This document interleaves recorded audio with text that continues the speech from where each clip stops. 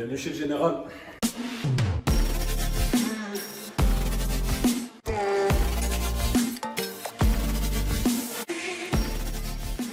Bonjour à tous, on se retrouve aujourd'hui pour l'épisode 7 de l'interview Canap avec Sabri. Comment ça va, Sabri? Ça va impeccable. Tu nous accueilles chez toi ici à Sainte-Foy. C'est ça. T'as accepté à répondre à nos questions. Bilan de fin de saison, on fait une petite interview chill dans le canapé. On y va? Avec plaisir. Les premières petites questions, on fait un petit peu le CV de la personne qu'on invite. Nom, prénom et âge. Lontadila Sabri, 29 ans, Ok. Lieu de naissance? Bordeaux. Le sud-ouest. Ah oui. Depuis combien de temps tu pratiques le basket? J'ai commencé à l'âge de 9 ans. Ok. Après, professionnellement, je suis sur ma 9e année pro. D'accord. Et ton premier club? L'USRD Senon Basket, rive droite, banlieue bordelaise, Ok. 15 minutes de Bordeaux. Voilà, j'ai fait toutes mes classes là-bas. Jusqu'à l'âge de 16 ans. Ouais, 16 ans, je pars. Je pars en transition en sport-études à Marmande, Ouais. dans le Lot-et-Garonne, 47. Je suis dans le groupe de la N2, l'équipe première du club en N2. Et le dimanche, je joue avec les seniors région. Pour le coup, j'étais sur ma dernière année cadet, j'ai zappé ma Ok. dernière année cadet, ouais. Donc je pars en transition à Marmande. Derrière, j'enchaîne 3 ans plein à Limoges, centre de formation. Première année espoir, deuxième année, le club il descend en Pro B. Donc nous, centre de formation, on est basculé en N3. On a eu la chance de faire la montée N3, N2. Ouais. Superbe expérience. Et dernière année espoir, pleine, aussi avec l'équipe première pro. Et là où je signe mon premier contrat pro professionnel. Ok, un beau parcours, on y reviendra un peu après. Sans problème. Et t'as 19 ans, avant t'as fait un autre sport ou t'as Aucun, commencé? aucun. Non. Juste avec mes amis, j'ai toujours dit que j'étais un footeux de base, Ouais. mais je ne l'ai jamais vraiment pratiqué. Après, dans la Plus famille. entre potes. Voilà, exactement. Après, dans la famille, on a des gardiens un petit peu et c'est ce qui m'a D'accord. fait aimer le foot avant tout, mais jamais en club. Et comment t'es arrivé le premier ballon de basket dans les mains? Tout simplement, là où ma mère habite encore actuellement, il y avait le gymnase justement de mon club Senon Basket. J'étais assez grand pour mon âge à l'époque, à 9 ans. Simple connaissance dans le quartier, voilà, tu devrais venir faire du basket et tout. Ça a commencé comme ça, avec mon mentor de l'époque, même jusqu'à maintenant, Nordin Bouchi. Grand salut à lui.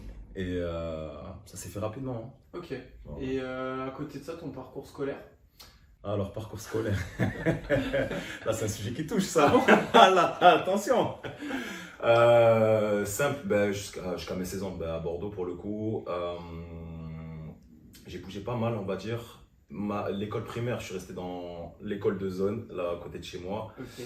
Le collège, j'ai basculé sur la rive gauche de Bordeaux. Et ben, je suis parti, mais j'ai redoublé 2 fois pour information.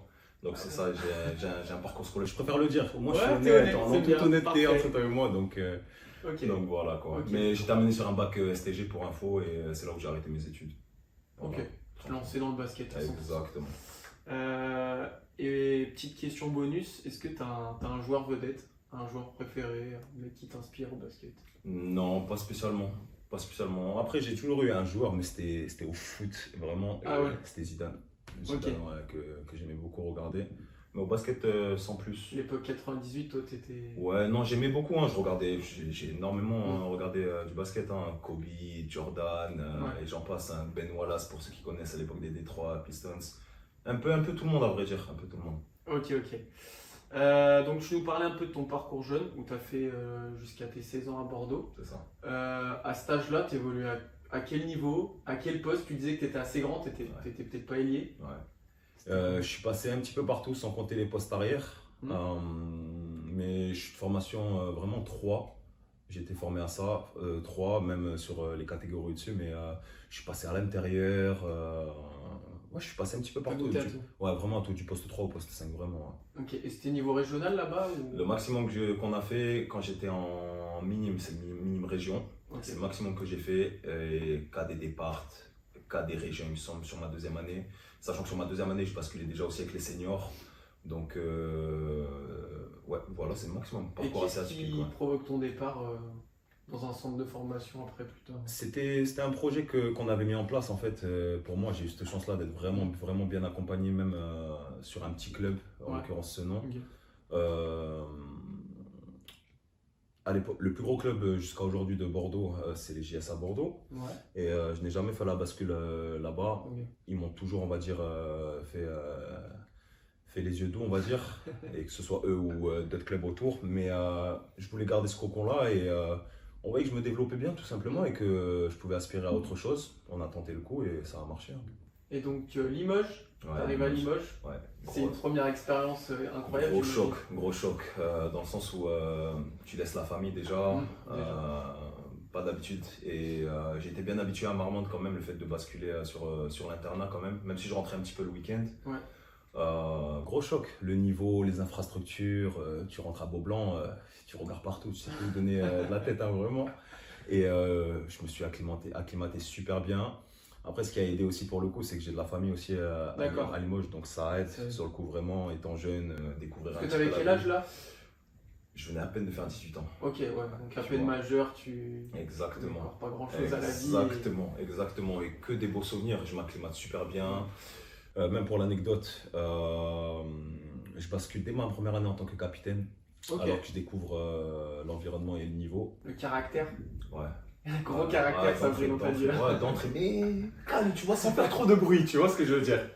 Et voilà, il s'en suit ce qu'il en suit derrière. Je termine sur une troisième année où je fais la connaissance d'un grand coach, Panayotis Giannakis, pour les connaisseurs. Et je signe mon premier contrat pro à sa demande, il y avait besoin. Et puis voilà, tout simplement. Ok, et donc tu nous disais avant d'arriver au Aubenas, il y a une petite période charnière. Ouais, je commence réellement ma carrière pro à Cognac, en National 1, où ma première année, je découvre le milieu pro réellement. Ouais, le championnat. Exactement. Donc belle première année, mine de rien, d'apprentissage. Deuxième année, malheureusement, je revenais de blessure, donc il y a eu pas mal de complications sur cette année-là. Donc j'ai pas réellement joué sur cette deuxième année-là, mais tu apprends énormément quand même d'un œil extérieur. Et j'arrive à Aubenas, 4 ans plein là-bas où j'ai tout fait, j'ai tout connu. Avec Moite. Ouais, c'était Moite, c'est ça, à l'époque déjà. C'était Moite qui m'a fait venir et j'étais revanchard sur cette période-là parce que je sortais d'une année très très compliquée. Donc, National 2, on se fait éliminer en playoff contre Grise Oberhoffheim, qui est aujourd'hui en Pro B. Donc, on revient l'année d'après. Revanchard. Ouais, comment? On avait un groupe phénoménal, c'était du n'importe quoi, clairement, mais dans le bon sens. Donc on monte en N1 cette année-là et pour info, on était sur une série de 21 matchs d'affilée sans défaite, Coupe de France confondue. Donc finale de Coupe de France à Bercy, belle expérience aussi. Ah ouais, quand même. Ouais, vraiment. Et cette année-là, on monte contre Kaisersberg. Ouais, c'est ça, Kaisersberg. Donc on monte en N1 et la N1 encore était à l'époque sur les anciennes une seule poule en fait. Il n'y avait qu'une seule poule. Ah, à l'époque, c'était un autre format. Exactement. Et en N2, vous gagnez le titre du coup? Non, Final Four à Calais, on perd contre. Je crois contre Brissac, que je dise pas de bêtises. Et pareil, la Coupe de France. Perdu en finale, ouais, contre Toulouse. Mais super expérience. De vos parcours en parallèle qui doivent être énormes. Et ce qui était le plus important à l'époque sur la Coupe de France, tu prends des points à un certain championnat. stade. Exactement. C'était ça qu'il nous fallait. Et, voilà, donc derrière les 2 années de N2 à Aubenas, 2 années en N1 à Aubenas encore une fois. Et la dernière année en N1, on descend malheureusement. Grosse expérience aussi. Il faut connaître ce genre de. Le maintien c'est différent, mais ça doit être tout aussi stressant. Ah ouais, vraiment, c'est d'autres soucis, c'est tout autre chose. Vraiment. C'est une autre pression. Ouais, vraiment. Et derrière, tu fais le choix de redescendre en N2, au club de Pornic. Exactement. Comment ça s'est fait un peu ce choix? Je dirais pas que ça s'est fait par défaut, mais je redescends là-bas déjà pour reprendre goût, on va dire, au basket tout simplement. Tu sors d'une année de descente et il y a des façons de descendre, tu vois. Ça s'est pas passé forcément comme on l'aurait voulu, comme je le voulais aussi. Et étant capitaine cette année-là, j'ai donné beaucoup de ma personne, comme tout le monde à son niveau, mais juste redécouvrir des bases, tu vois. T'as envie de voir autre chose. Ouais, voir autre chose. Ça faisait 4 ans que tu étais dans le même club. Exactement. Revenir aux bases, vraiment, le plaisir que tu apprends dès le plus jeune âge. Et chose que j'ai vraiment trouvé là-bas. Une bonne saison, je crois que je tourne en presque 12 points de moyenne. C'est ça. Sur la première année Covid où justement le championnat s'arrête au mois de mars, on était encore en lice pour les playoffs. Et je tournais bien. Première partie de saison, je faisais partie des meilleurs. J'étais le premier ou deuxième marqueur de la poule pour info et j'ai trouvé tout ce que je voulais trouver là-bas pour le coup. Bon choix du coup. Ouais, vraiment. Et derrière, c'est là où ça tourne pour toi. Tu portes ce beau maillot. Tu arrives à Lyon Soft Basket, ici à Sainte-Foy-les-Lyon. C'est ça. Plusieurs questions. Comment t'es arrivé et pourquoi ce choix de Lyon? Je voulais basculer sur un gros challenge et je suis un mort de faim naturel, on va dire. Ouais. Et l'opportunité Lyonceau s'est proposée à moi. Et j'ai pas hésité une seule seconde. On sortait encore une fois du gros Covid, du gros confinement plutôt, je dirais. Donc, beaucoup parce que d'ambition. pour recontextualiser, tu arrives, il y a le Covid on est en plein milieu du Covid et au final tu arrives, mais il n'y a pas de match, il n'y a pas de saison. Malheureusement, sachant que hors de rythme, c'est-à-dire tu redécouvres un nouveau club, l'équipe est remaniée à, je crois, 60%, un truc comme ça. Donc, il y a tout est à refaire.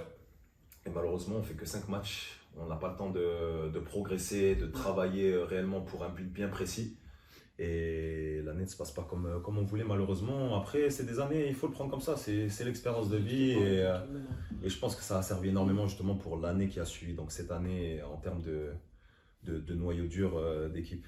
Ouais, cette année, j'imagine que ça a dû te faire plaisir de revoir déjà un coach que tu connaissais. Ouais, bien sûr. Un nouveau groupe, plein d'ambition. Ouais.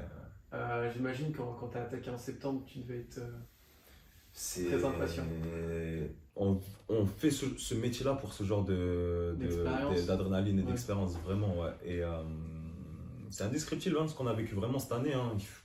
Chacun, après, comment dirais-je, a une perception de l'équipe extérieure et c'est jamais pareil en inside, vraiment. Ce qu'on a vécu cette année, tu le vis 2 à 3 fois dans ta carrière, vraiment. Le public voit, enfin les spectateurs, les abonnés voient comment ça se passe à la canopée pendant les matchs. Mais on était avec Hugo il y a une semaine, il nous disait on avait une putain d'équipe et je pense que même lui à son âge, à 22 ans, donc il n'a pas encore vécu grand chose.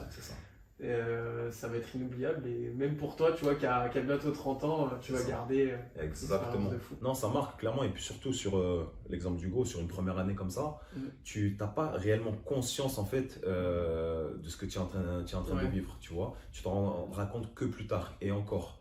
C'est-à-dire moi sur ma tranche d'âge, chaque saison a un goût différent et je prends le temps de les apprécier vraiment. Ce qu'on a vécu, ce qu'on a fourni en termes de travail, en termes de rigueur et pour répondre aussi, qu'on le veuille ou non, aux objectifs du club, c'est toujours agréable et kiffant, ouais. Vraiment. Et concernant les objectifs, ils ont été plutôt bien remplis. Ouais, vraiment. L'objectif premier, c'était le top 5. Ouais, c'est ça. Vous faites un top 3 bien mérité, décrocher les places en play-off. Ouais. Une phase 2, un peu compliquée, si tu peux en dire 2 mots. La différence entre la phase 1 et phase 2 est assez frappante, mais... On s'est préparé comme on a eu l'habitude pendant l'année, ça veut dire à aucun moment, vraiment, on a baissé en régime, et mentalement et physiquement, on a tout donné. Et c'est les aléas du sport. Après, on a été déséquilibré sur certains postes, qu'on le veuille ou non. Et on n'a pas été cette année une équipe qui cherchait des excuses. On a bien répondu à l'adversité et aux obstacles qui se posaient à nous, clairement. On a progressé sur cette période-là, qu'on le veuille ou non, et nous, on le voit comme ça. Et il fallait juste bien être calé avec le discours du coach qui nous demandait d'être patient, de continuer à travailler, et que ça allait payer dans tous les cas. Ouais, clairement. Et franchement, même sur la deuxième partie, on s'est redécouvert vraiment. On a été encore plus soudés. Et c'est tout à notre honneur. Après, en tant que compétiteur, encore une fois, naturel, c'est toujours frustrant. Vraiment de perdre, de se faire par moments marcher dessus, façon de dire, même si on ne l'a pas demandé. Oui. Et ça a été frustrant par moments. Il y avait des gros morceaux, quand même. Non, bien sûr. Après, encore une fois, au complet, à mon avis, ça aurait été une autre histoire. Je vais pas trop parler, ça aurait été vraiment une autre histoire. On va pas refaire la saison. J'ai pas envie de faire des polémiques ou quoi, voilà. On se sait. Voilà, exactement. Et on l'a montré sur la première partie de saison de toute façon. Donc, c'est ça. Nous, on se sait, c'est le principal. Derrière, il y a quand même un match de play-off incroyable à la canopée parce que y a l'équipe de Caen qui revient, une victoire, un beau moment. Et derrière, il y a les 2 déplacements. Encore une fois, une équipe diminuée là-bas. Et puis le parcours qui se termine. Alors, on en parlait un peu brutalement parce que du coup ça se termine à l'extérieur, tôt dans les playoffs, mais j'imagine que vous en gardez quand même que du positif. Vraiment que du positif, ça veut dire le plus dur avait été fait, c'était pas l'instant T qui comptait, façon de dire, ça comptait bien évidemment, mais on sait d'où on venait en fait sur cette saison-là et on n'avait plus qu'à jouer. C'est des détails hein, sur des matchs couperés comme ça. On ne parle pas tactique forcément tant que ça. On se connaît, surtout quand on les connaît bien évidemment. Grosse équipe qui va peut-être aller loin du coup dans ces playoffs. Ouais, j'espère pour eux, hein, vraiment j'espère pour eux. Je pense qu'ils ont trouvé leur rythme, ce qui leur manquait par moment sur la deuxième phase. Et ouais, ça se joue à rien encore une fois. C'est toi et ta capacité à prendre l'ascendant mental et physique sur l'adversaire. Ça, c'est pas fait. Manque de ressources, je sais pas, mais on peut être fier de ce qu'on a fait. Il faut le voir comme ça. Le club est fier en tout cas. Ça fait plaisir. Ça fait plaisir. T'as un petit prono pour ces playoffs là? Un petit gagnant? Toi qui es dans le milieu. Je te dirais soit le Havre. Ouais. Qui perd 1-0 alors on se parle. Ouais. Je pense qu'ils ont les ressources. Vraiment.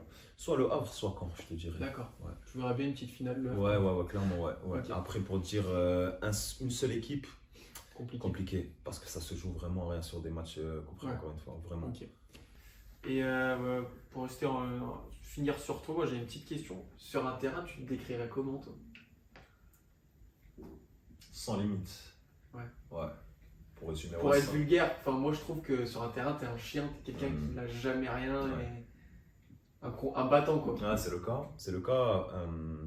Tu vois, sans parler de l'aspect technique, j'ai cette capacité à comment dirais-je, à emmener tout un groupe avec moi en fait dans ma werse, dans ma bulle, tu vois. Et ça donne de la voix. Ça aide. Ouais, vraiment, non, ça aide. Et je suis un leader en fait. Je suis un leader et je suis sans limite. Ça veut dire, je vois que la gagne. Quand je joue, je vois que la gagne et voilà. Il en faut toujours un ou deux comme ça dans une équipe. C'est important. Parlons un peu de ta vie perso. Je sais que ta femme joue au basket, pas très loin, au Sgoff. D'ailleurs, petite dédicace à elle, elle a fait une belle saison elle aussi. C'est ça, elles sont montées en R2. C'est exactement ça. Belle saison. Et ta fille aussi qui joue au basket. Exactement. Après, pour info, ma femme, c'est jouer pour prendre du plaisir et dépanner. Elle a dépanné sur la N3 aussi cette année par moment. Ça s'est pas fait comme elle le voulait forcément aussi. Et c'est une compétitrice, cette famille. Et comment dirais-je, belle saison avec son équipe en tout cas. Vraiment belle saison. J'ai pu aller les visiter par moment. Et j'ai emmené même les gars sont venus par moment, histoire de changer un petit peu. Et belle saison, je crois. Ils ont été sur 16 matchs d'affilée. Ouais, ils ont fait un beau parcours. Ouais, vraiment. Et pour ma première, pour le coup, au pôle de Voiron, sur sa dernière année, 13. Okay. Ouais. Sa dernière année au pôle espoir de Voiron, elle était à l'Asvel, cette année en U15 France. Belle saison, elles sont qualifiées pour la poule haute. Okay. Et belle saison aussi de son côté. Après, ça se passe jamais comme on veut tout le temps. Et puis, c'est de la formation. Donc, elle découvre déjà elle, vie en collectivité, tout ce qui va avec. J'imagine qu'avec le père qu'elle a, tu vas en faire une vraie compétitrice aussi. On essaie, il faut que ça se fasse. Il faut pas forcer le destin à un moment donné, mais c'est dans le sang. C'est dans le sang. Ok, et sinon, toi, la saison est terminée. L'objectif, c'est de continuer le basket à 100%. J'imagine que tu as encore des belles années devant toi. Bien sûr. Je suis quelqu'un d'ambitieux, hein, donc sans limite. Je suis vraiment sans limite. Hein, vraiment sans limite. Ouais. Le mot de cette interview. On va le garder. Ça brise sans limite, mais comment dirais-je, je me laisse le temps. Je suis pas prise de tête. J'aime pas mettre de la pression pour rien. Je vis vraiment au jour le jour. Et comment dirais-je, je suis sur une phase de repos déjà, coupé complètement avec le basket. Je reprends crescendo à ma façon. J'ai mes habitudes maintenant. J'ai mes routines d'été. Et, passer du temps avec la famille. Il y a les priorités de la vie. Ah ouais, clairement. Okay. Et puis voilà. Affaire à suivre. Affaire à suivre, on va en parler après. On finit par les petites questions. Sans problème. Allez, ça marche. Je m'attends. Aïe. Alors, première question, pourquoi le numéro 10? Zidane. Simple. Zidane. Deuxième question, est-ce que tu es fort au bowling? Écoute, je pense être quelqu'un d'assez polyvalent. Je dirais pas que je suis fort, parce qu'il y en a, ils vont commencer à polémiquer. Il y a une anecdote autour de ça parce que... c'est une anecdote, mais pas en ma faveur après. Tu veux peut-être donc est-ce que je dois la raconter? Je sais pas. Mais non, je préfère ne pas la raconter. Okay. Les concernés, je pense, le téléphone va sonner et on en discutera entre nous. D'accord. On a une question d'Augustin. tu connais, qui est au club. Bien sûr. T'as déposé un brevet pour le affaire à suivre, justement. Comment dirais-je pour le affaire à suivre? Tu as certaines expressions qui restent. Moi, c'est ma façon à moi, en tout cas, de communiquer. Et ouais, si ça marque positivement, en tout cas, affaire à suivre, Augustin. Affaire à suivre, en tout cas. C'est ce qui fait ta personnalité. Voilà. Ça concerne l'équipe de cette année. Okay. Tu connais bien, j'imagine. Dans l'équipe, peux-tu nous dire qui sont les plus gros tricheurs et escrocs au Uno? C'est pas ce qui manque cette année. Hein. C'est pas ce qui manque. On en a fait encore en dernière date à Caen. D'accord.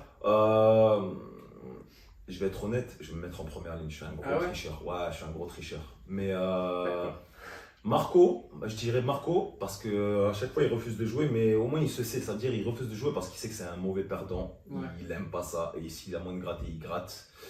Il y a qui d'autre qui triche? Attends, c'est qui faisait que regarder mon jeu comme ça? Attends. Théovian, en fait, c'est les anciens, quoi. Ouais, exactement. Mais attention aux jeunes aussi, ils sont insolents. Ils sont insolents. Et non, c'est pas un tricheur, mais Elvin qui déteste la musique aussi. Ouais, clairement. De toute façon, quand t'es avec des compétiteurs, c'est ça. Ça pardonne pas. C'est ça. C'est pour quand une belle afro? Waouh. Oui, il fut un temps, je l'avais en plus, hein, cet afro-là. Je t'ai parlé de Ben Wallace en joueur référence à l'époque. Ouais. Pas idole, hein, référence. Et je l'avais à 13 ans, je crois, j'avais l'afro. Okay. J'étais en mode funky cops comme ça, là, je prenais dans la rue comme ça, je marchais. C'était mood. Ah, laisse tomber, maillot de Ben Wallace dans le dos, mais plus pour maintenant quand même. Il y a une photo quand même. T'en as pas une de photo de ça? Je peux avoir ça, mais ça va rester entre nous, hein, si je t'aime bien. Hein, mais... Après l'interview, il n'y a pas de soucis. Je te jure.